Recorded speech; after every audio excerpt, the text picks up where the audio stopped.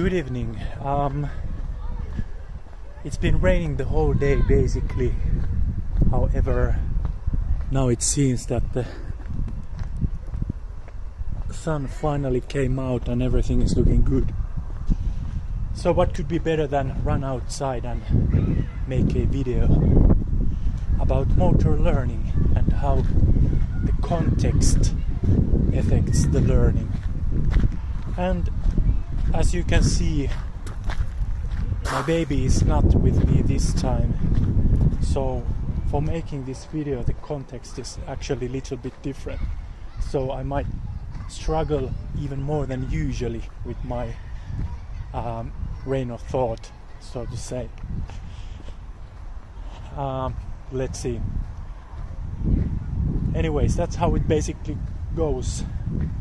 When you practice something,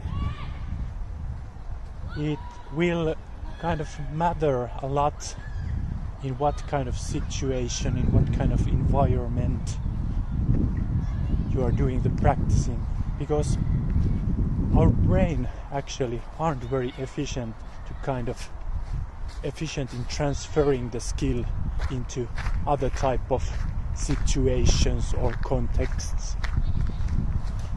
So that's an issue that we have to deal with somehow, and we need to talk about what would be a good way to practice in such a way that our brain would be a little bit better in this, so kind of taking advantage of the learned skill in also in different kind of situations. Just to say a little bit more about this,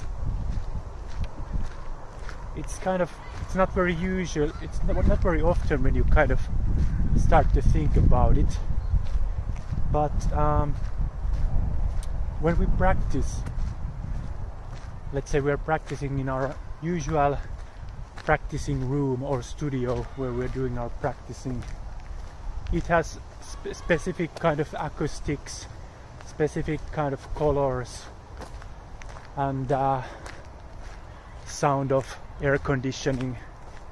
All these things, our brain kind of connects the skill, all the kind of information that we receive from practicing, it kind of connects it to that context. So that might be problematic, since after we have practiced and we think we have learned a lot, then we go to perform, let's say into concert hall. That might change the game totally, and very often we think that it's our nerves that make us perform more poorly than usual, or more poorly than we did when we were practicing. Of course, that might be one factor, but another factor that we don't usually think about is that our brain hasn't actually learned the skill in the right context, or is not able to kind of transfer the learned skill into this new environment, to state it other way. Yeah, so this is a bit of a problem that we have to deal with when we practice. So what could be different ways to help this a little bit? Well, first of all, I want to say that there's already a problem for many of us that are used to kind of practicing our favorite good old voice exercises. We might practice every day with those legendary liberal exercises that are basically these type of exercises. And there, of course, is a place and a time for those. I'm not saying those are bad exercises, but as you can understand, it's not very close to the real activity and the context of real singing. So same thing is true with practicing just mainly with vowels, going this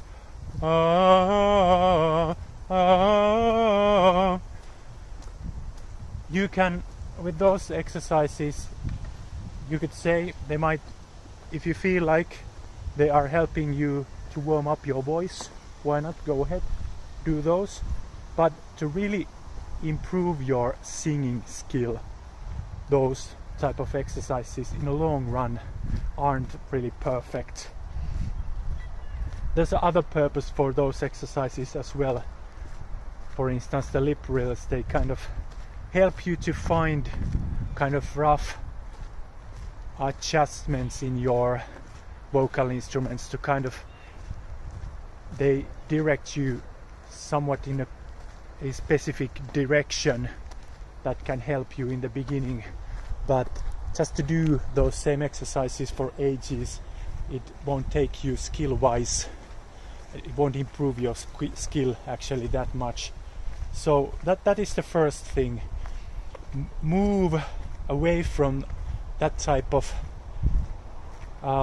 voice exercises quite quickly and start adding, for instance, different vocal phrases to your voice exercises, or even like words. Instead of singing you could sing let me be there for you. Poor example, just something that first came to my mind. Not perfect, but you get the idea. So start using real words and phrases. You can pick up your favorite song and use a phrase there and sing it from different pitch levels. That's a perfect good exercise for voice exercise for you. So that's already one step closer to the real context of singing, because well, it's quite obvious we don't practice so that we can go to perform our nice beautiful vowel exercises singing the scales. So even if you're able to hit the beautiful high note with your voice exercise with vowel R, doesn't mean that you're going to perform that same pitch within a vocal phrase. So that's something that should be first said. Somebody might ask if it's in that case best to practice only by singing songs. That's kind of good thinking, but it's not quite that simple though, because if we sing song, there will be other issues that will make our motor learning actually not so good. Usually when we sing songs, we don't concentrate into beneficial things. We don't concentrate aiming, singing specific things as well as we are able to do when we make the exercises a little bit simple and not that long, kind of. And singing songs, it's a little bit more complicated, and it can give your brain a little bit complicated information that your brain is not really able to store and take advantage of. So, but of course singing songs is always good exercising. I'm not saying that you should practice a lot of songs and sing a lot of songs. That will of course help you, but you still need to do in different phases of your your path to a good singer, or your kind of, as you're building your vocal technique, in different phases of that process you need to practice in different ways, I might say.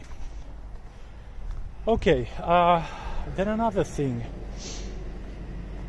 you might, if you're able, wanna every once in a while try to practice in different locations. That's obviously not very easy always. Not everybody has the luxury of having a separate practice room or studio and then a couple of other locations to practice. But if that's possible, then it's always good to check out different environments. As mentioned already, the fact that different spaces have different acoustics, they kind of paint a little bit different picture for your brain about how things are sounding and so on. So that definitely helps. If I didn't mention, I should maybe give a little bit background to this. So basically the way how we can kind of make our skill, the learned skill, a little bit more flexible and not so specific for a one and the same context. The way we can practice it to be kind of able to transfer into other situations is to practice in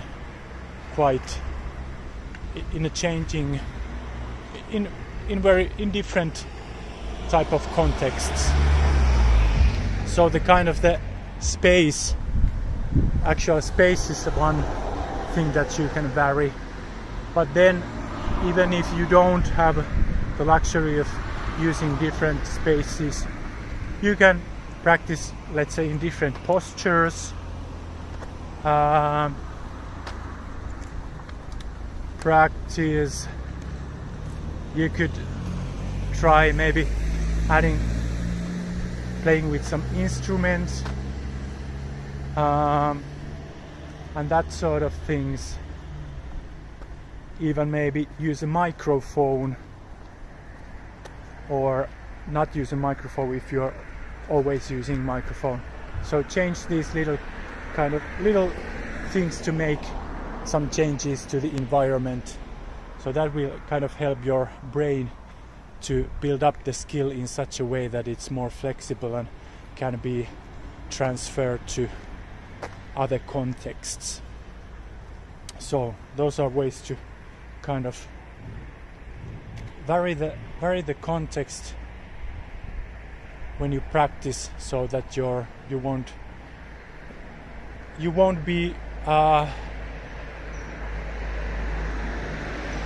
lost when you suddenly go to perform in a new place where are new people and different sounding environment. Now that I mentioned the new people, I just remembered what I was supposed to also say, that is that if you're a type of singer that auditions for roles or different kind of gigs, you might actually want to practice your auditioning by having some people to really listen and kind of simulate the judges in the audition situation. And another good idea is to actually practice by going into a lot of auditions, because if you kind of look for the one right chance to audition and you put all your hope into that one case, that's gonna be difficult. So give your brain some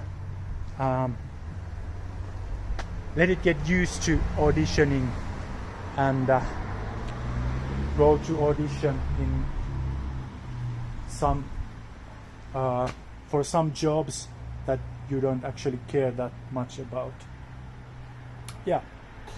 Okay, I think I'm gonna wrap it up for now. If something comes to my mind, let's make a part 2, but I think I covered basically the most of the things that I